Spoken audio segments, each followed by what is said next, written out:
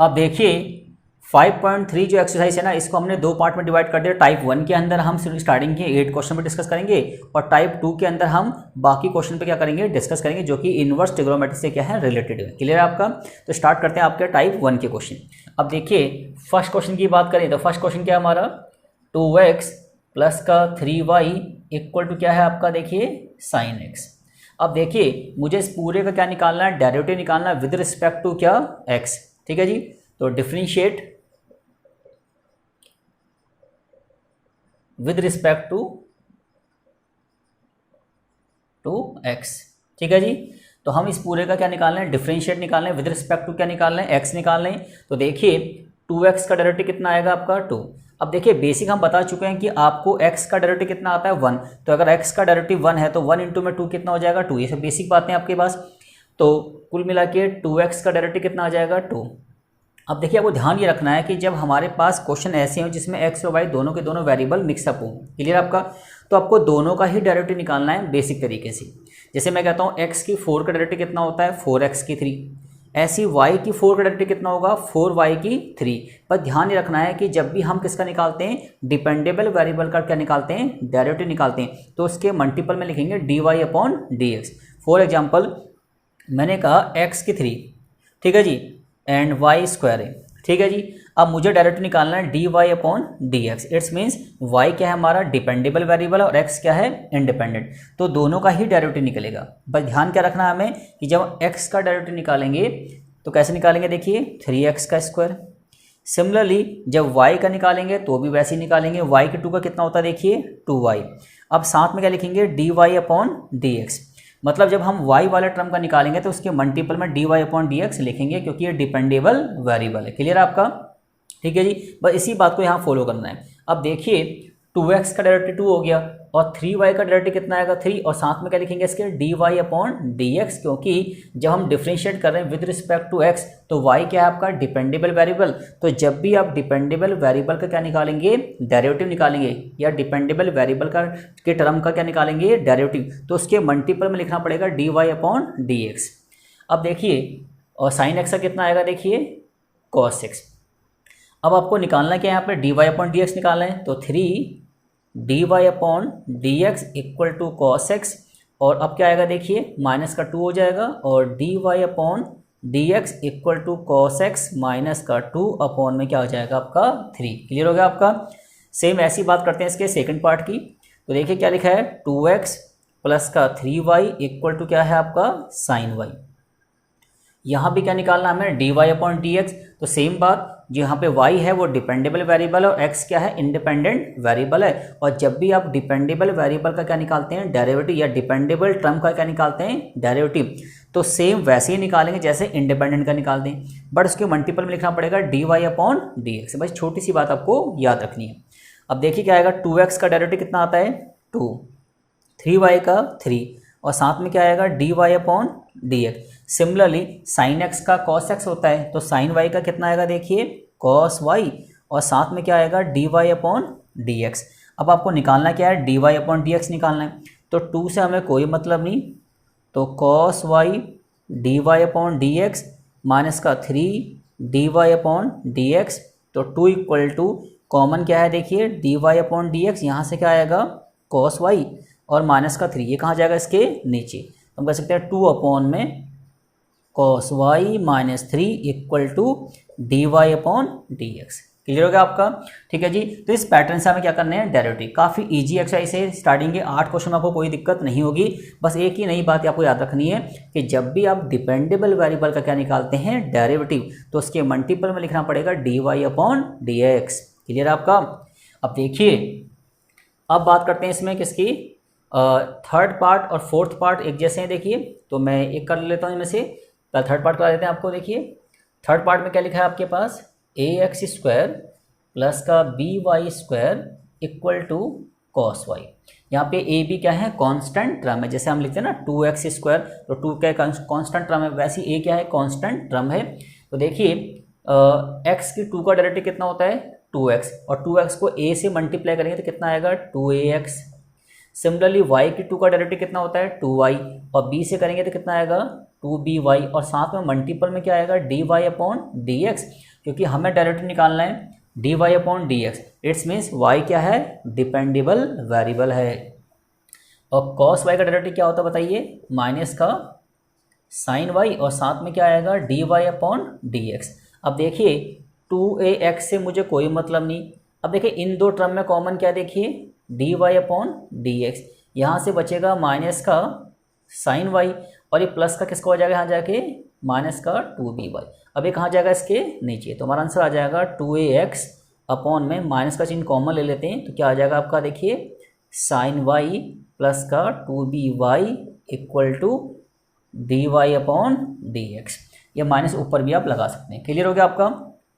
आगे देखिए सेम ऐसी कौन सा पार्ट कर लेंगे आप, देखिए फोर्थ पार्ट भी करेंगे। देखिए तो फोर्थ पार्ट के देखिए क्या है आपके पास, एक्स वाई प्लस का y square equal to 10x plus y. ठीक है जी। अब देखिए ध्यान से समझिए, यहाँ पे x और y क्या है देखिए मल्टीपल फॉर्म में, तो यहाँ पे क्या लगेगा, प्रोडक्ट रूल लगेगा। तो पहले क्या लिखेंगे देखिए x और डेरिवेटिव किसका निकालेंगे, y का। पहले इन दो की बात कर रहा हूँ, ठीक है जी। फिर क्या आएगा देखिए y और डेरिवेटिव किसका निकालेंगे, x का। ये तो आगे वाला पार्ट हो गया प्लस, और y की 2 का डेरिवेटिव कितना आता है 2y, साथ में क्या आएगा d y upon d x. Similarly 10x का डेरिवेटिव कितना होता है देखिए सेक स्क्वायर एक्स, और y का derivative d y upon d x. Clear हो गया आपका। अब हमें क्या करना है, डी वाई डी एक्स को सेपरेट करना है। तो देखिए इसको ऐसे ही रहने देते हैं, y का डेरिवेटिव 1 आएगा और मल्टीपल में क्या आएगा यहाँ पे d y upon d x, और y तो y है और x का डेरिवेटिव कितना आता है 1, वो 1 यहाँ पे लिखो मत लिखो बात बराबर है। प्लस का क्या बचा आपका देखिए, प्लस का बचा 2y d y upon d x, और यहाँ क्या आ गया आपका सेक स्क्वायर एक्स और d y upon d x. Clear है। अब डी वाई डी एक्स से सेपरेट कर सकते हैं। देखो यहाँ भी डी वाई डी एक्स है, यहाँ भी डी वाई डी एक्स है, यहाँ भी डी वाई डी एक्स। तो अगर हम d y upon d x को कॉमन ले लें तो यहाँ से क्या बचेगा x, यहाँ से क्या बचेगा प्लस का 2y, और यहाँ पे जो प्लस का 1 था वो यहाँ जाके किसका हो जाएगा माइनस का 1, और इक्वल टू में क्या बचा आपका सेक स्क्वायर एक्स, और ये प्लस का y किसका हो जाएगा माइनस का। अब ये टर्म कहाँ जाएगा, इसके नीचे जाएगा। ठीक है, तो d y upon d x क्या आ जाएगा सेक स्क्वायर एक्स माइनस का y अपॉन में x plus 2y minus 1। Clear होगा आपका। ठीक है जी। तो इस तरीके से हमने स्टार्टिंग के 4 क्वेश्चन में क्या डिटेल में क्या कर लिया, डिस्कस कर लिया। क्लियर है आपका। अब बात करते हैं इसके नेक्स्ट क्वेश्चन की। देखिए अगर आप चीज़ों को ध्यान से समझेंगे तो चीज़ें समझ में आ जाएंगी। अगर आपको कोई चीज़ नहीं समझ में आती तो वीडियो को पॉज करके उसको दोबारा समझ लीजिए। क्लियर आपका, रिवाइंड कर लीजिए, फॉरवर्ड कर लीजिए। क्लियर आपका। ठीक है जी। अब देखिए अब बात करते हैं आपका सेम 5th 6 क्वेश्चन भी क्या है सेम है। तो जैसे मैंने आपका 4th क्वेश्चन कराया था वैसे ही अब यहाँ कर देंगे। जैसे पहले x के 2 का कितना आएगा 2x, इनके बीच क्या लगेगा प्रोडक्ट रूल, फिर y के 2 का 2y, साथ में क्या आएगा d y upon d x, और 100 का क्या है कॉन्स्टेंट टर्म, यहाँ क्या हो जाएगा आपका 0। तो सेम 5 और 6 क्वेश्चन दोनों सेम है। तो मैं एक पार्ट कर देता हूँ आपके लिए। देखिए मैं 6 कर देता हूँ क्लियर। ठीक है जी। तो क्या है आपका x के क्यूब प्लस में x square y x y square plus y की क्यूब इक्वल टू 81। क्लियर होगा आपका। अब देखिए x के 3 का डेरिवेटिव कितना होता है 3x स्क्वायर। अब इनके बीच क्या लगेगा देखिए, ध्यान से देखिए, यहाँ पे x और y के बीच में क्या है मल्टीपल है, तो यहाँ पे लगेगा प्रोडक्ट रूल। तो देखिए मैं स्टेप काटता हूँ। पहले लिखेंगे एक्स स्क्वायर और यहाँ निकालेंगे किसका डेरिवेटिव y का, फिर लिखेंगे y और डेरिवेटिव किसका निकालेंगे देखिए एक्स स्क्वायर का, फिर प्लस। अब यहाँ भी क्या लगेगा देखिए प्रोडक्ट रूल। तो क्या लिखेंगे देखिए, यहाँ पे पहले आएगा x और डेरिवेटिव किसका देखिए वाई स्क्वायर का, प्लस फिर क्या आएगा आपका देखिए वाई स्क्वायर और डेरिवेटिव किसका निकालेंगे x का। क्लियर हो गया आपका।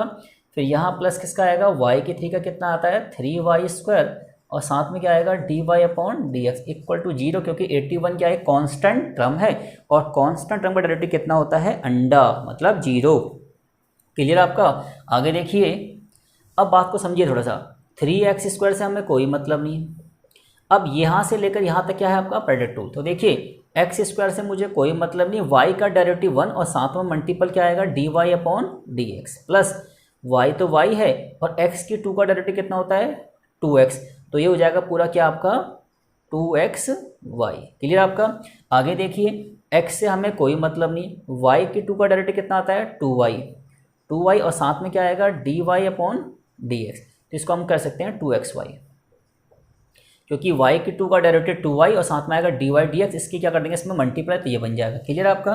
अब देखिए फिर y के 2 से हमें कोई मतलब नहीं है और x का डेरिवेटिव कितना आएगा 1, वो 1 यहाँ मल्टीपल में लिखो या ना लिखो कोई फ़र्क नहीं पड़ता, और बाकी तो हम निकाल ही चुके हैं 3y² और dy/dx इक्वल टू 0।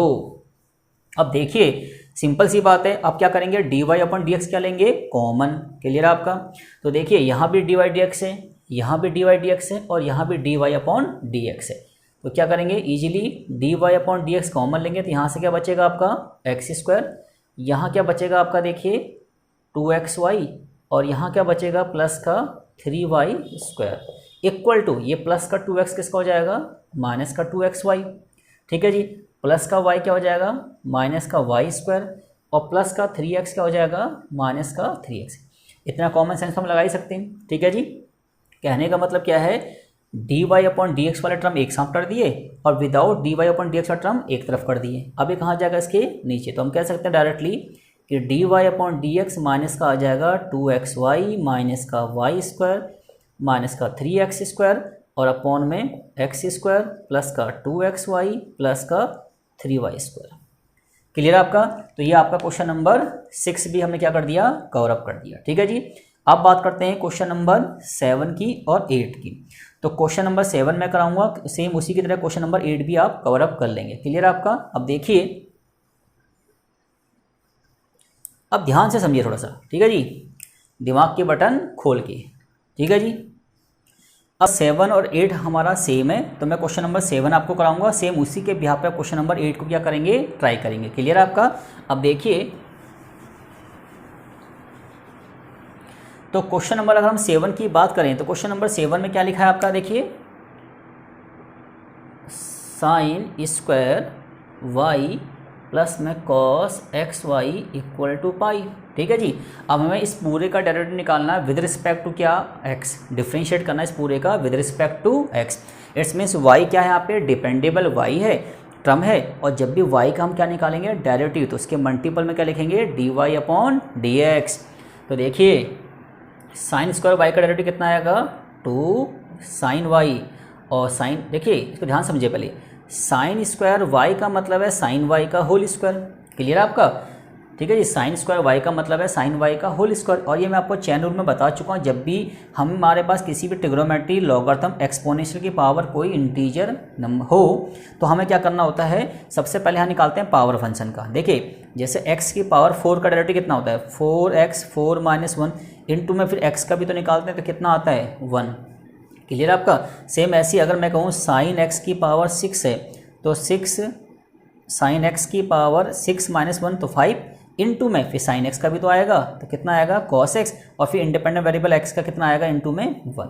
ये फॉर्मेट सबको पता है। सेम उसी फॉर्मेट को अप्लाई करते हैं यहाँ पे। देखिए sin² y का मतलब sin y का होल स्क्वायर, तो क्या आएगा 2 sin y की पावर 1 इंटू में sin y का डेरिवेटिव कितना होता है cos y, और साथ क्या लिखेंगे dy/dx, क्योंकि ये क्या है आपका डिपेंडेबल वेरिएबल। क्लियर आपका।